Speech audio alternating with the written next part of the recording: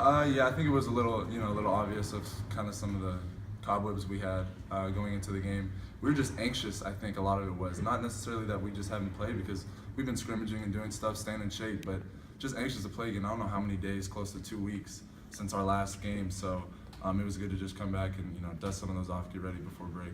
David, you didn't play a single minute against LMU, I don't think. You were kind of you had a lot of energy today. I think you had 9 points, 8 rebounds. What was your mindset today? I mean, just play as hard as I could.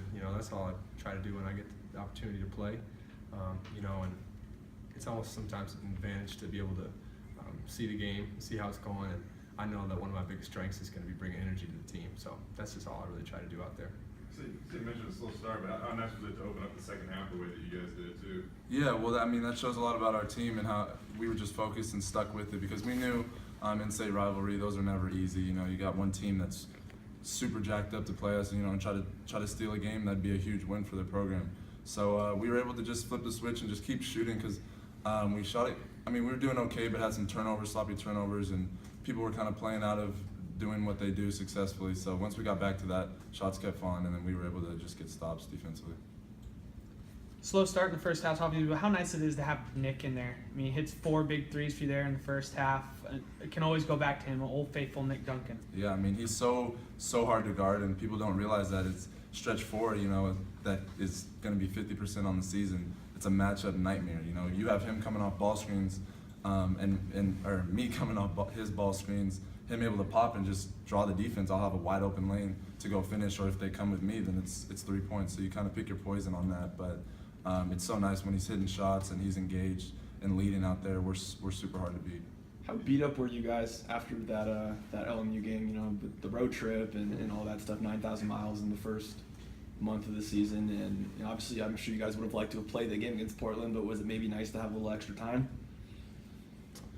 I mean, I think, as a team, we were definitely tired after the long road trips, and I know all of us were looking forward to having our home floor, having been able to be back to some home games, and so we took the Portland, postponement as just an opportunity to get better, and as well as maybe get our legs under us as well. These coaches do a really good job of balancing that, and we got to compete against each other a lot in practice though as well, because we had a little bit of the time to kind of go at each other again, which is always fun because you don't want to just keep the playing to the games. You like being able to play in practice as well. You guys built a little bit of a lead there. What's it like to see Grimsey in the ball game? And it seemed like you had a little cheerleading section there on the bench too. Yeah, so we told him, we were like, if you don't shoot the game, we're not friends with you guys anymore. Like you got to shoot the ball. And so I think he is just such an unselfish guy and such a vital part of our team and how things go, and exactly what we would want Boise State basketball to stand for. So when we get the chance to get the lead for him to get in the game, we really are cheering for him, rooting for him, obviously. 10 games in, I mean, do you feel like you guys, the roles are starting to be defined and the rotations kind of being set? I mean, do you feel like with one non-con game left, how do you guys kind of feel like you guys are progressing and where are you guys at right now as a team? Yeah, well, like we touched on, that road trip, really allowed us to, or some of that time off after that road trip allowed us to regroup and, enjoy some of our home crowd games and just get back to what we did when we were, winning games, beating SMU, playing Oregon close, and just carrying that over. We've got these 2 big games which aren't to be overlooked, to really, dial in, like you said, lock into those rotations, guys kind of knowing their role and figuring that stuff out, and then, we get a couple of days off and then it's conference. So it's kind of cool, this little schedule we've got going on to get these 2 home games and then really focus on that. You kind of late in the game, got a chance, lane kind of opened up, threw one down pretty good. What was it like to kind of, just turn the corner and see that clear path to the bucket? Did he go, try to make a highlight, I guess? Yeah, it's a lot higher percentage than a layup or, a contested layup. So that's just something I try to do, work on being aggressive.